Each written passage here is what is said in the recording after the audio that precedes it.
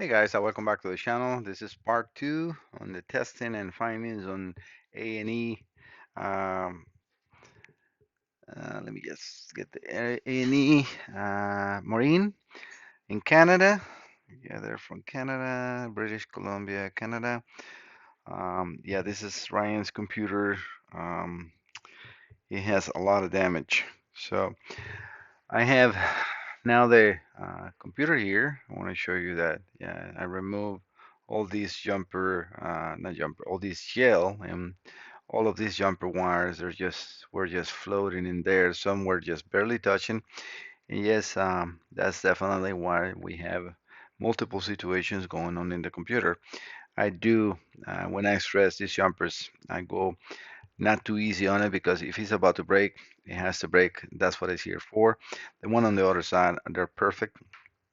Let me show you how these will should look. Hopefully you can see that on the video. I try to make sure the camera is in focus, but I will show you in the actually microscope so you get a better look of what we're seeing right now. So in the microscope, I'm going to record that because that's the good side. It's just a show look so you guys can see that that's actually indeed a computer, and this is all the jumpers that are missing. Obviously the one that usually jump are the longest one we have in here. Short jumpers, kind of like one short, one long, short, long, short, long, and it's going all the way through. As we can see, the ones that are like off are the long ones. Sorry if I wasn't focusing in there. But yeah, so this is very hard to repair, and main reason is because the connector down to the connector, right? These pins are for the connectors, is plastic. So we have to really get a tip really, really hard and really fast so you don't burn the pins that go down into the connectors, again, this side, because otherwise they will just get the pin. And that's all we have in here. But I have done this repair, not in as many as broken pins or jumpers, not pins as this one, but I will definitely try to contact Ray and see what they want to do.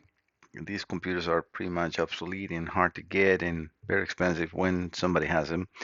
So I'm going to reach out to him and see if he approves the repair, see if that is approved. Then I will show you the end result. In gel, I do have the special gel that it goes in there, so you will see it when it's done. It will just look like and nobody was ever here, original. Most of this damage happens because of the way this computer are seated on the boat. Usually, and this is actually something that Volvo Penta should fix by free, but the year of the computer they don't do no longer that. But this computer usually sit like this on the boat. So whoever installed this on the boat, either one the gel wasn't cured 100%, and then all the gel goes down. I'm going to show you how that looks in the pictures. The reason I got a cover here on this paper so I don't get that gel into my desk. But we can see. Let me just show you. One second. I'm trying to get it off my hand. How we have all that gel on the one side and the rest of the cover is completely clean. Obviously, that is where that is attached, right? So these, let me just show you that that is also his computer. We have the numbers and everything in there. But yeah, so these will start to come down with vibration and accumulate next to all these pins, and it makes them break because it's not supposed to be touching the cover. So the cover will vibrate, obviously, engine running and everything, and that vibration is start moving the gel, then now it's touching the cover, and then end up pulling the pins because it's like you almost having your hand and shaking many, many times until it breaks. Doesn't happen on the other side because the gel is now less. No cover is not touching in there. Like this is actually, it needs a little more gel on this side because now all these components are exposed to vibration and now in the board. The jumpers are okay with that, but not these ones. That gel is also for temperature, moisture, and other reasons why it's in there. The computer is good. I will try to do my best to repair this, and it's now on Ray's hand to approve the repairs or not. Right? Again, if this is approved, I will be showing the end result in the computer working 100%. Stay tuned. Bye bye. All right, guys, repairs are approved and done. I'm going to show you on the on the microscope how that now looks. All is solder. Let me get a close of the board so you can see that that is indeed the board still, and you can see the image moving in there. Let me get a little closer so you can see the actual repair better. I'm trying to get as close as I can, and then let this focus. All right, so you can see now better, all nice and clean and ready to go. The next thing that I'm going to do is now mix the gel. This is a special gel that has an activator and the actual, it's a two-part gel. As they are now, they're liquid, and I have to mix it in a little thing, and then just use a kind of like a wood spatula just to mix it for over a minute, and then I can pour it. It has a 5-minute cure, and this is reinsertable gel, so you can see through. That's how it's in the board in there. So let me get this in here, and then we can see how it's poured, and then how it looks back like original. I'll be right back. All right, everything is mixing here. It takes like a minute to. You have like a total of 5 minutes to do it. So I'm just going to pour this here. The same, my bench is level. I want to cover a little bit of this side. On this side, the bumpers, because they're a little bit exposed, and so is the computer itself, because this was, you know, um, again, not a lot cured properly, and then the board got tilted too soon, and that let the gel not cure properly. Let me clean a little bit of this mess. Well, actually, it's not so bad. Let me get a towel. Trying to keep this as live as possible so you can see. And indeed, this is what I'm using, and that one cannot be reused. I'm just gonna let it dry in there and then throw it, because it's a little hard to calculate how much you need, but you have to make sure that you're mixing 50-50. Again, these are is it not mandatory? Um, my own information. These are I'm sharing these for customers and technicians that wants to know how or what is the actual repair done on the board, and how is that I make it look like nothing ever happened to the board. This is it. Now, as you can see now, the gel is setting up in there. This is still very liquid, but now everything is nice and covered. I got still gotta clean the actual cover of the computer, and then it will not be no more problem. Again, in there, no more jumpers are exposed up. I just put flat ones. This is a machine. The solder, those is kind of like a robot that goes like and just solders things really quickly. And since the machine has like two hands holes in there, it goes like this and then goes down. It's just the way they designed it to do. I cannot reproduce that. I don't have the machine, but that is a very perfect repair, as you can see. All right, I'm going to let this cure and then come back now with the computer connected and running, and see if it's everything now back to normal and we don't have any other issues, which for what I think it happens on here, this is most likely the complete problem that we have on this computer. Let me just show you as this is curing how it looks on the microscope.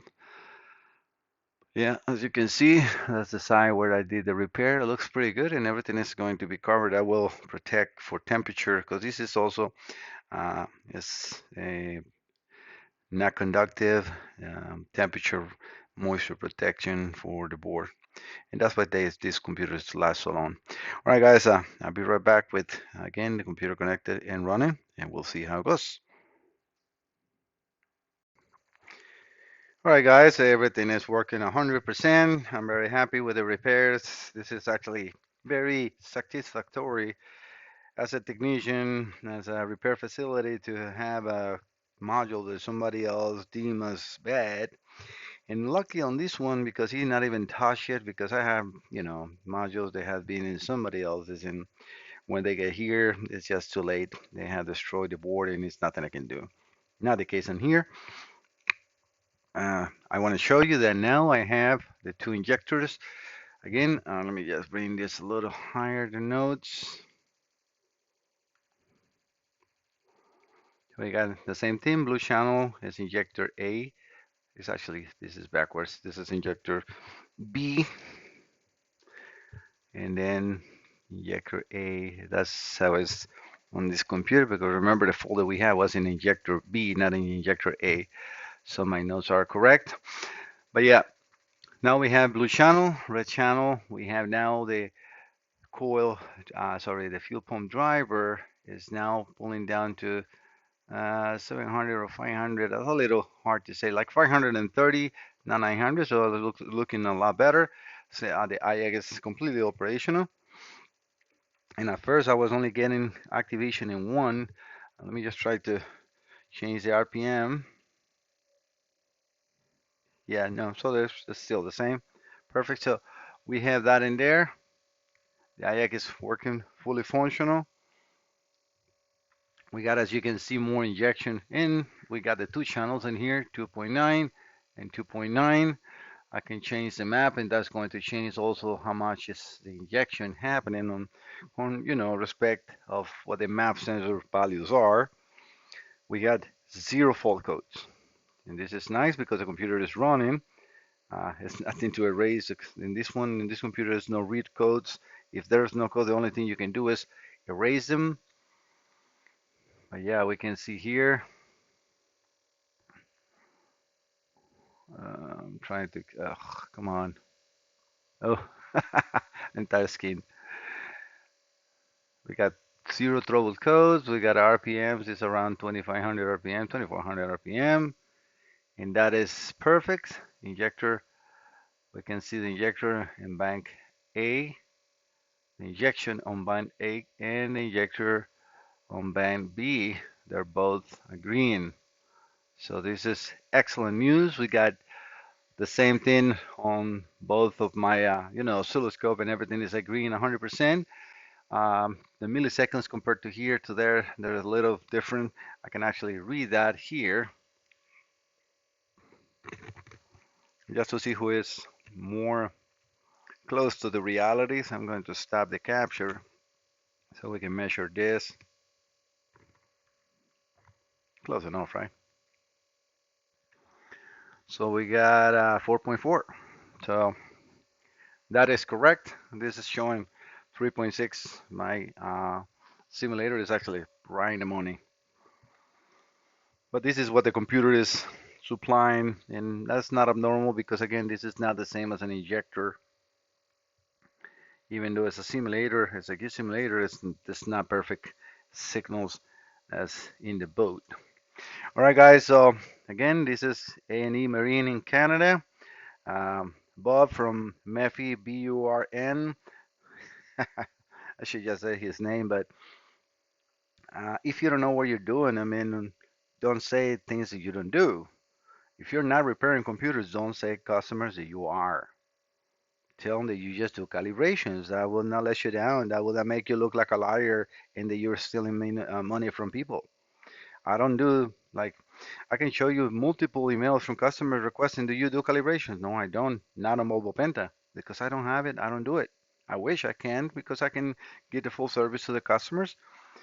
But I know the reason why he does it is because, like that he can charge whatever he wants. All right, so guys, again, this is 100% fix. The repair is, if it's not the same as factory, it's probably better quality than what there was there before. I think that this computer is going to last for a very, very long time. As you can see, everything is nice and sealed. The computer is pristine. It's no burn marks. All the ground pads are clean, which are all this gray area here and gray area here. All these pins in the corners are grounds. The computer looks pretty good. So I think this computer is going to last for, again, for a very long time. Everything is working 100%. We got a very nice and active IAC, so no problems in there. And again, we had everything working. Fuel pump, injection milliseconds. Let me even raise the RPM more. Let's go to 4,000 RPMs, right? You guys can see that that indeed can reach that. I can keep the injection around the same. Oh, throttle body will be, throttle position will be important to raise up because I'm in like idle. Again, remember the values that I'm giving in here are whatever my simulator. I can change anything no matter what RPM, and that's not going to change the results as far as injection or so because injection in this computer is based mostly in map sensor. Yes, on the boat you're going to have a different, not the injection probably, but a different load or so. Depends on how much air is coming in the engine. I don't have an engine connected, but everything's working 100%. I'm just going to keep it running for a while. We have a total. What are the total hours? I'm not sure if this one gives total hours. Start without warning 7. Start without malfunction. You can see right there one time. I'm looking for total hours. Runtime, I can see the runtime in RPMs and different RPMs. I'm just trying to see for the total hours. Looks like the most of the time it's been running between 3 and 4,000 RPMs. Or runtime right here. Runtime, oh no, this is still, this is in 0 to 1,275, 76 hours. You guys can see that in here. I'm trying to look for hours, hours and hours. No time. Nope, no, there is not a total hours. I guess you're gonna have to add it up if you want to know the total hours.